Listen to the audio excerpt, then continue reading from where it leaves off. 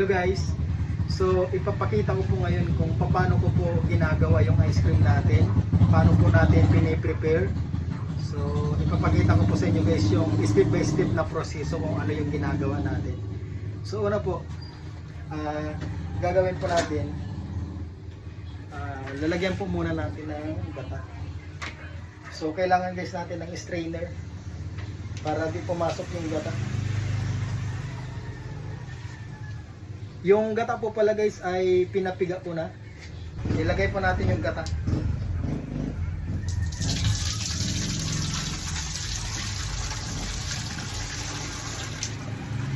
Pinapiga na natin guys. Ito guys, oh, gata. So ganito po karami ng gata yung ginagamit natin.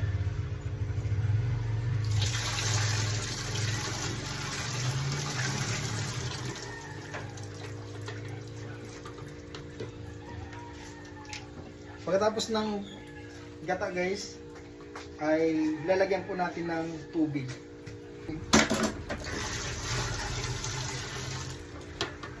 Ang tubig yung ginagamit ko. Sunod po ay asukal. Asukal to guys, 3 kilo. 3 kilong asukal.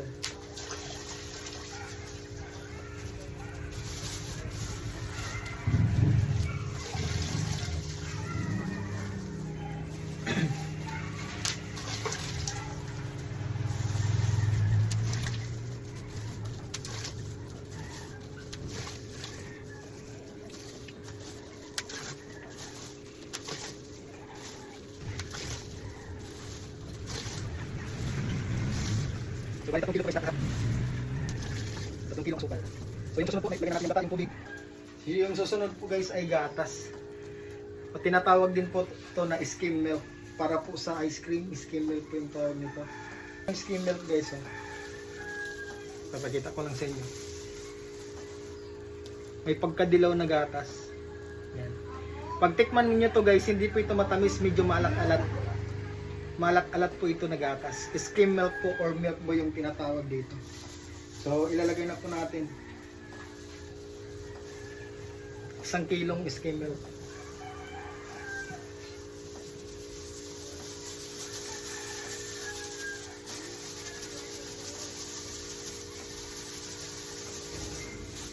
Pag nalagay na po lahat ng ingredients, hahaluin na po siya. So haluin na natin guys.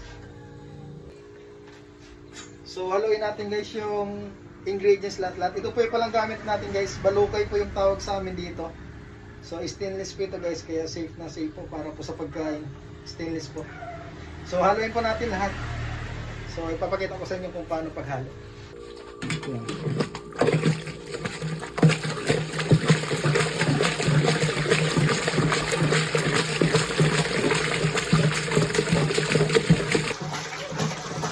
So hinalo na po natin yung gata, tubig, asukal at saka gatas.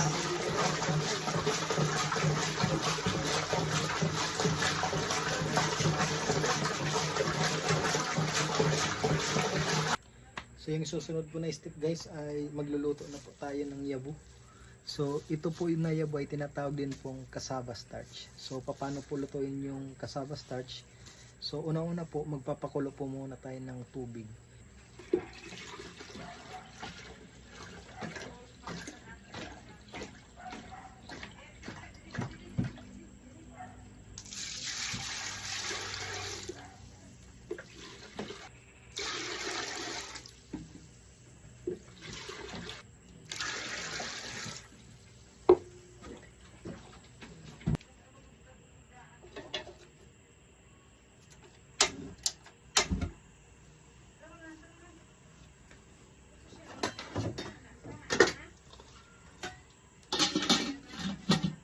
Nakapakulo na tayo guys ng tubig. Yung susunod po ay tutunawin po muna natin yung cassava starch dito sa isang pitchel.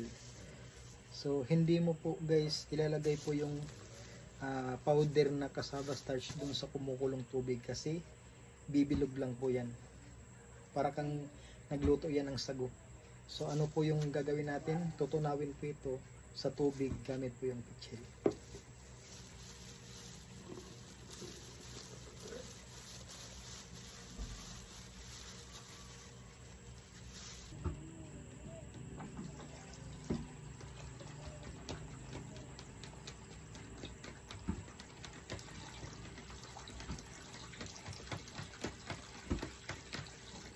So yung gamit pala nating tubig guys ay mineral water.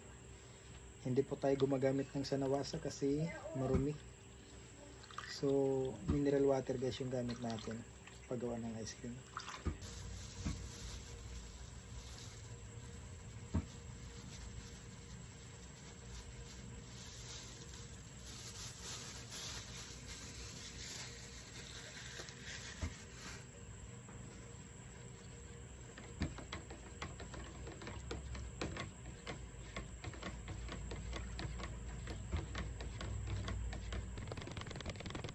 So, maglagay sa tubig, yung sasakit ng tubig. Kasi kung maglagay sa tubig para hindi siya nakakalo. So, yan muna.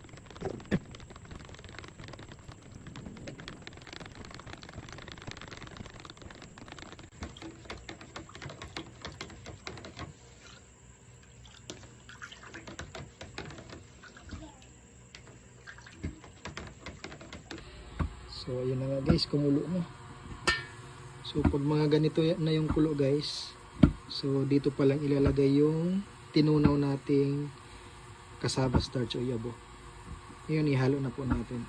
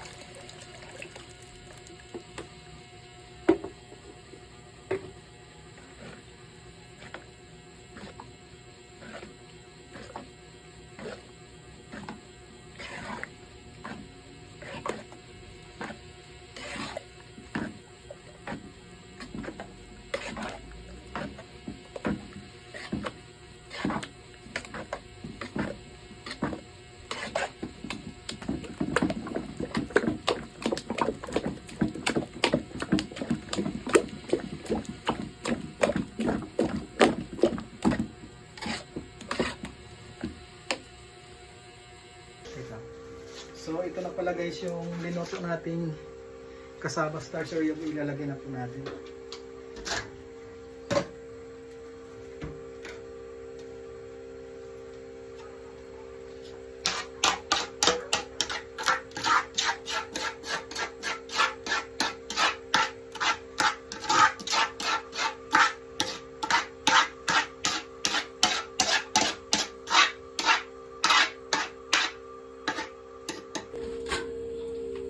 So pakalagay po natin ng yabo guys o cassava starch, haluin na po natin.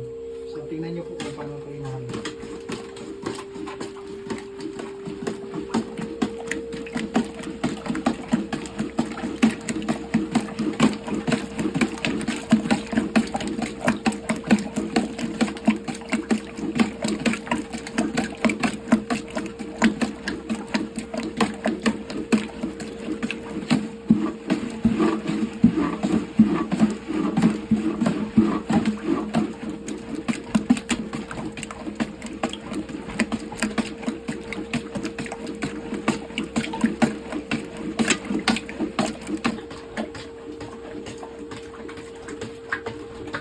So yun guys, ganun lang paghalo.